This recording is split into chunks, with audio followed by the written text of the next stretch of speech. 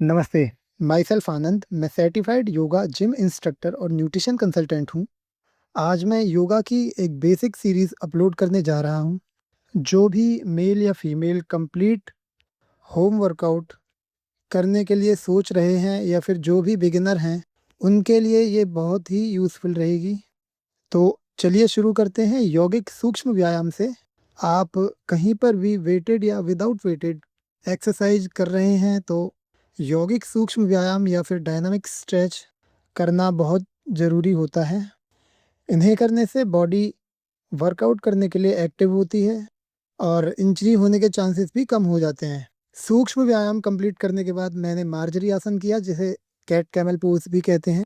ये कमर के लिए बहुत ही अच्छा आसन है। उसके बाद मैंने मरकट आसन का एक प्रकार किया, ये भी कमर के लिए बहुत अच्छा आसन है। उसके बाद क्रमशः मैंने 3 स्टैंडिंग आसन किए, जिनमें वीरभद्रासन प्रकार 1, अंजनी आसन और त्रिकोणासन शामिल है। जो भी लोग मोटापे से परेशान हैं या फिर बॉडी का बैलेंस अच्छा रखना चाहते हैं, तो वो इन्हें अपनी एक्सरसाइज़ में ज़रूर शामिल करें। इसके बाद मैंने भुजंगासन और पर्वतासन के 2-3 सेट किए। ये कमर और हैमस्ट्रिंग के लिए बहुत ही अच्छे आसन हैं। अगर इन्हें पावर योगा के रूप में एक सीक्वेंस के साथ किया जाए, तो इनसे बहुत तेज़ी से कैलोरीज़ बर्न होती हैं और बॉडी का इम्यून सिस्टम भी बहुत ज़्यादा मजबूत होता है। इसके बाद मैंने क्रंचेस के कुछ टाइप्स करके एंड में प्लैंक किया।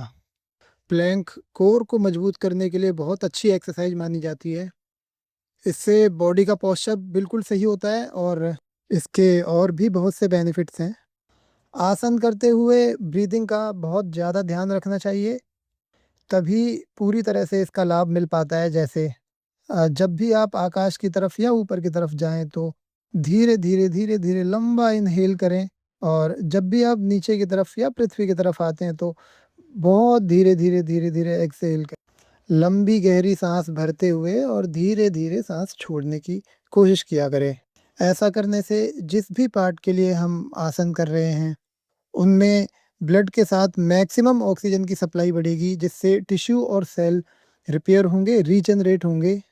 जितने जल्दी सेल्स रीजनरेट होंगे, जितनी ज़्यादा फास्ट रीजनरेट होंगे, उतनी ही जल्दी बॉडी के अंदर स्ट्रेंथ बढ़ेगी, स्टेमिना बढ़ेगा, एंड्योरेंस बढ़ेगी और स्ट्रेस और एंजाइटी कम होगी।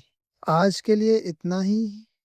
अगर आप मेरी वीडियो पहली बार देख रहे हैं, तो मेरे चैनल को सब्सक्राइब कर लें। आने वाले दिनों में इसी तरह की बहुत इन्फॉर्मेटिव वीडियोस लेके आने वाला हूँ।